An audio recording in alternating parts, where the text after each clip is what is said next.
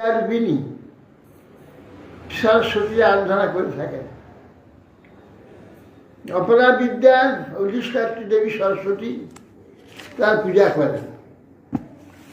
তার মন্ত্রে আছে সরস্বত্যই নমো নিত্যং ভদ্রাকাল্যই নমো নমঃ বেদ বেদান্ত বেদাঙ্গ বিদ্যাস্থানেভ্যেব চ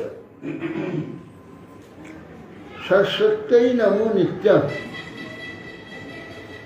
সরস্বতী দেবীকে নিত্য নমস্কার করবে। সরস্বত্যই নমো নিত্যং ভদ্রকাল্যই নমঃ। ভদ্রকালী সরস্বতী তো শ্বেতা শুভ্রবর্ণা সত্যগুণ স্বরূপা, তিনি ভদ্রকালী হন। ভদ্রকালী সে তো তমগুণ। তো ভদ্রকাল্যই নমো নমঃ। ভদ্রকাল্যের জন্য যখন সেই সরস্বতী নমো নিত্যম, নিত্য সেই সরস্বতী নমস্কার করবে। কেন যে এই সরস্বতীর কাল, অর্থাৎ যারা সরস্বতীর আরাধনা করবেন সেই সময়টা ভদ্রকাল্যই, ভদ্র সময়স্বরূপী, মঙ্গল সময়স্বরূপী। বিদ্যা অধ্যয়ন না করলে, বিদ্যা লাভ না করলে কোনো মঙ্গল হয় না। যাবতীয় মঙ্গল বা কন্যা লাভ করতে হলে বিদ্যা অধ্যয়ন করতে হবে।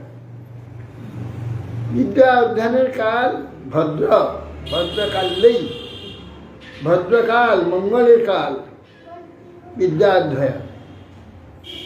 এই জন্যে দেবীকে ভদ্রকাল্যই বলেছেন, ভদ্রকালী নয়, ভদ্রকাল। বিদ্যা অধ্যয়নকালে যখন সরস্বতী নমস্কার নিত্য করছে, অর্থাৎ তার আরাধনা করছে, সেই সময়টা মঙ্গলের কাল, ভদ্রকাল্যই মঙ্গলকাল।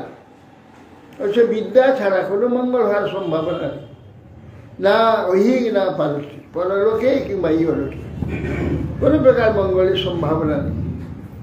এই জন্য সরস্বতী দেবীকে ভদ্রকালী করছে। এই কারণে সরস্বত্যই নমো নিত্যম। সরস্বতীকে প্রতিদিন নিত্য নমস্কার করবে, অর্থাৎ তার আরাধনা নিত্য করবে। ভদ্রকাল্যই নমো নমঃ, তিনি ভদ্রকালী স্বরূপ, মানে মঙ্গলকাল। যেই সময় সরস্বতী নমস্কার করবে, তার আরাধনা করবে, সেই সময়টাই মঙ্গল। ভদ্রকাল্যই নমো নমঃ। বেদ বেদান্ত বেদাঙ্গ, তিনি বেদ স্বরূপা, বেদান্ত স্বরূপা, বেদাঙ্গ স্বরূপা। বেদাঙ্গ ছটা বেদাঙ্গ আছে, সে বেদাঙ্গ স্বরূপা। তিনি বেদ বেদান্ত বেদাঙ্গ, সেখানে এই সরস্বতী।